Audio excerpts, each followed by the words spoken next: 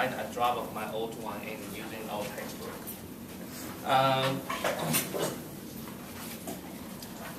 This one, in our textbook, basically he suggests this method, and this method is by Zeilger-Nichols,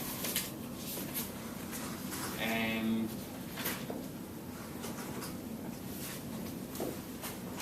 so basically here he has two methods, and let me introduce the second method first and go to the first method over there. Okay, so for the second method, basically is for dealing with the system which have oscillations behavior. So for this method, basically we're dealing with the system is this. The GC is the controllers, and we'll put the GC into the feed-forward loop, and that is our open loop systems. And then we put it into the unitary feedback here. So this is the output, this is the input, and in the closed loop system. So this is the controllers.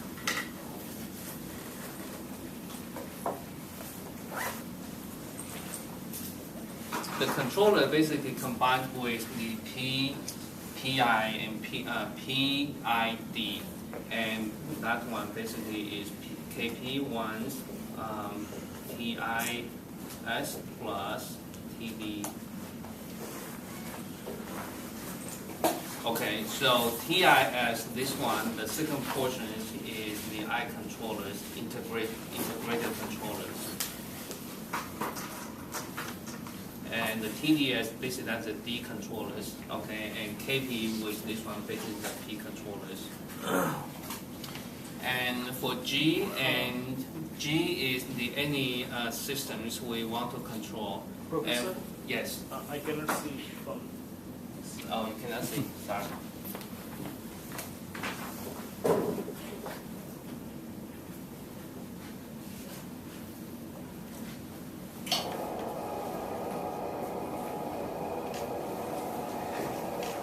Okay, let me keep this one. Okay, let me keep this one.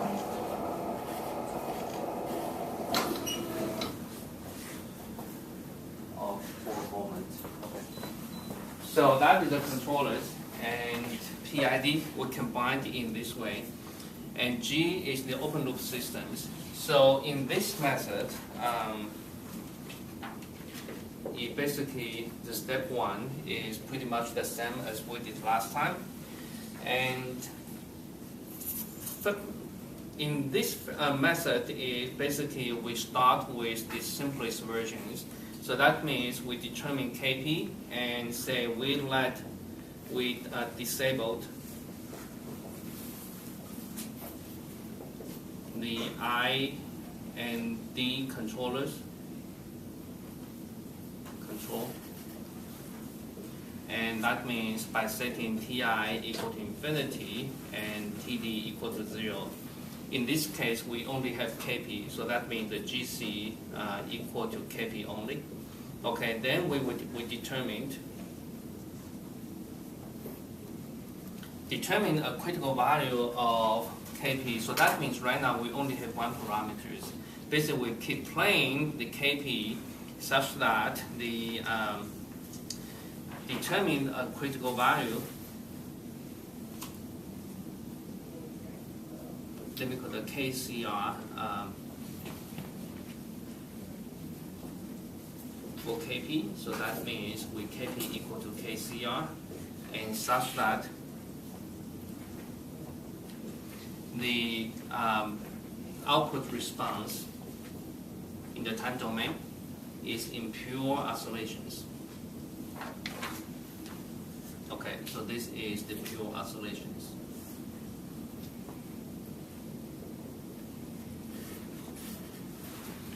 Okay, and for these pure oscillations, we define the period equal to PCR. So first step, we need to determine such a value of the spatial value of the KP such that the output is in oscillations. So for this case, how can we determine this one? If you remember our rule locus, if this is the complex plane, and for whatever the root locus, basically here corresponding to this point, J omega. So under this case, then the system dynamics will be in pure oscillations without the real part portions.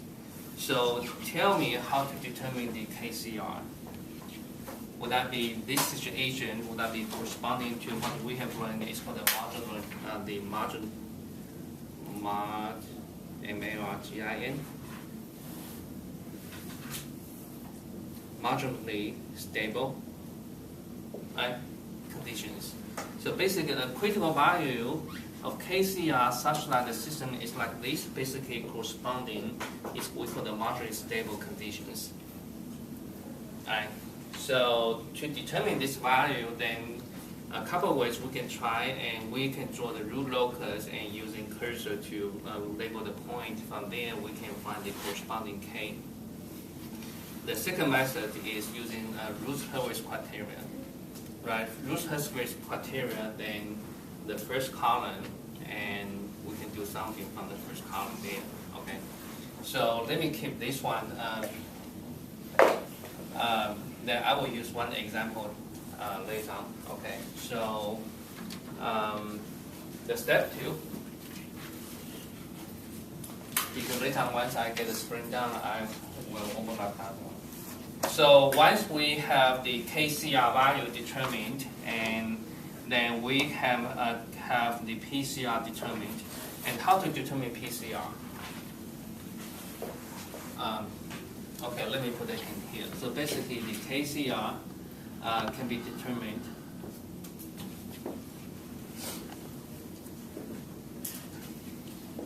by either the Routh-Hurwitz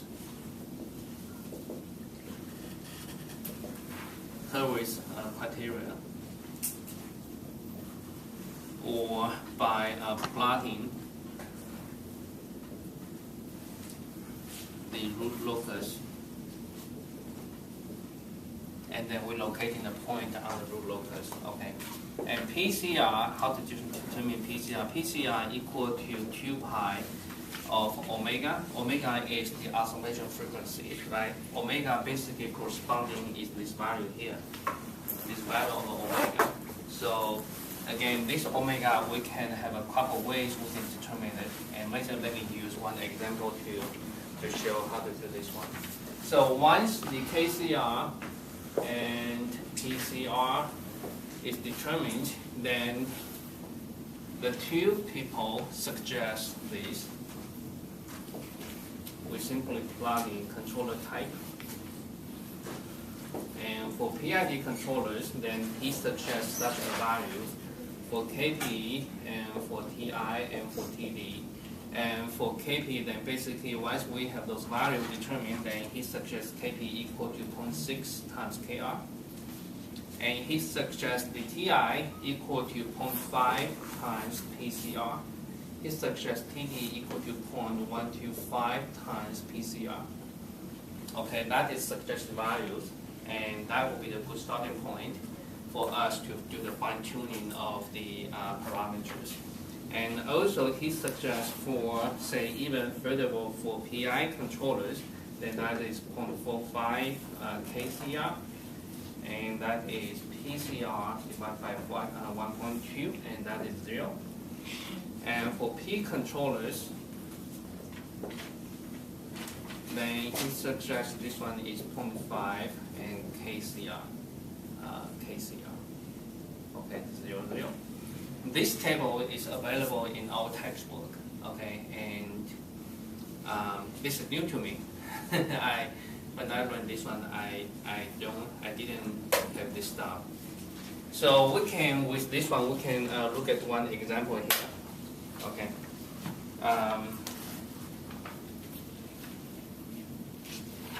I have everything on my lecture notes, so let me move the example here. Okay. So example said, let us see the same open loop systems as we did in our P control, PI control, PD controller.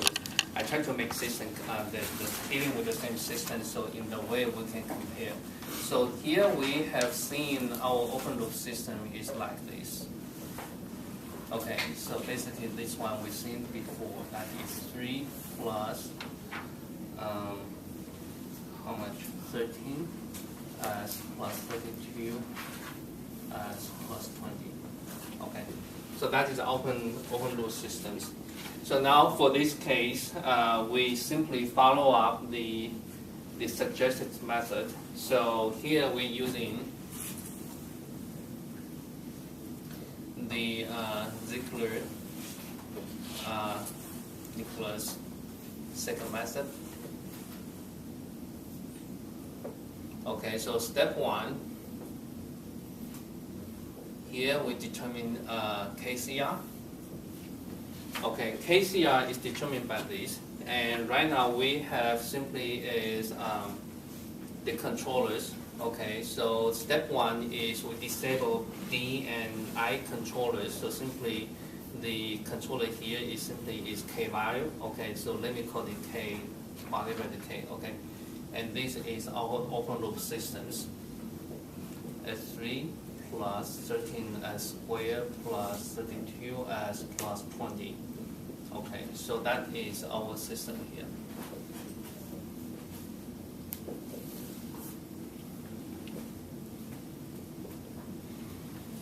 Okay, so now for this case, we can find out the closed loop system. The closed loop system basically is K times, this is the G, okay? So K times G and 1 plus K times G. Okay, so this one we can simplify. Will be equal to K, and that will be S3 plus 13 as squared plus 32 as plus 20 plus K. Okay, so from here we want to determine the critical value of the K, and that means we have the system, the CT is in pure oscillation, which means we wish the closed loop system is in moderately stable conditions. So here we're using the Routh-Hurwitz criteria applied on the characteristic equations. The characteristic equations is S3 plus 13 as squared plus 32 as plus 20 plus K equal to 0. So we simply put into the Routh-Hurwitz tables. Okay, so that's 1, 13, 32, 20 plus K. Right. Okay, now we proceed. The first column, hopefully you still remember, that is 13. And 13 multiplied with 32 minus 20 plus K. And this one is 0. And for S0, that is 20 plus K. 20 plus K. Good. Okay. So for this one, apply the Routh-Hurwitz criteria. That means we require no sign change on the first column. So that means 13 multiply 32 minus 20 plus K must be greater than or positive to 0. And also 20 plus K must be greater than or positive or equal to 0. So from here we can determine K must be less than 396, and here that is our minus 20. Okay, so basically here therefore we determine critical value equal to 396, and that is the value will make the systems purely oscillated. Okay, so keep these things in mind. Then we plug in for our systems here. Using the second method, I would say to design, say, PID controllers. Okay, so that is my designation to design PID controllers. And furthermore, and if I haven't assigned any the system performance yet, and I may. In addition to this one, I may also require, say, the systems have the overpeak, say, less than, say, 50%. And In addition, the systems, the setting time is less than how much. But here I haven't yet, okay? So I just leave it open, then we see what happens, okay? So now with this one, then we can calculate the P. Okay, so now again, the system is in oscillation like this. Then we want to determine this period equal to 2 pi divided by omega critical value here. So how to determine omega? For this case, basically the system is in oscillations, in pure oscillation. So that means the S equal to J omega, right? If you remember in one of our homework when we dealing with the Rousse-Hurwitz criteria, I asking you to determine corresponding to the root locus, okay? And so that is the complex plane. We have exercise, and here in the intersections of the root loci to the imaginary axis, I determine what is the omega and what is the k value, right? And we have done this one. Actually, this k value we've been done here. And so here I think this one is kind of redundant. But here we can try is this. We simply introduce S equal to J omega into our characteristic equations. So that means the J omega 3, this is characteristic equations, plus 3 J omega squared plus 32 J omega plus 20 plus K equal to 0. This is a single equations and combining imaginary part and real part, and the both parts must be equal to 0. Okay. So now for this case is minus omega 3. Imaginary part is plus 32. Okay, so equal to 0. For the real part is minus 13 omega squared plus 20 plus K equal to 0. We okay? So from here, in this way we can see, and from here we can solve for omega equal to, 32 omega squared. I forgot one term here, 32 omega. Okay, right. So this term is from here, the imaginary part. This one is from here, imaginary part, right? Okay. So from here we can solve for omega equal to squared root of 32. So from here we can obtain, if the omega 2 equal to that one, then we can determine K equal to 13 omega squared minus 20. If you do the calculations correctly, then that should be that number. So I would say either you use the Rousse-Hurwitz criterion to determine K value, or simply using this approach, then you'll get the two pieces of information right away. Either way. Okay. So we have omega, so basically that's our omega CR. So therefore, PCR equal to 2 pi divided by 32. So that number is equal to 1.11. If you critical, then that is in unit of seconds. So now we have the two pieces of information available, then we plug into the tables there. So therefore, the step 2, we follow up the table for the suggested values here. So Kp will be equal to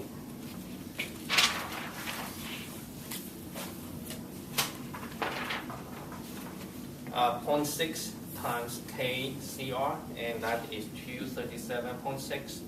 And our Ti will be equal to 0.5. 0.5 multiplied with PCR, not KCR, okay? So that is 0.555. And TD equal to 0.125 multiplied with PCR, and that is 0.139.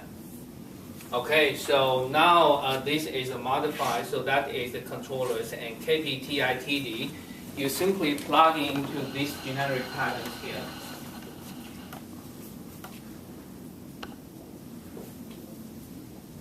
So this is our controllers. That is the starting point. Then probably we can fire up the MATLAB, we see what happens.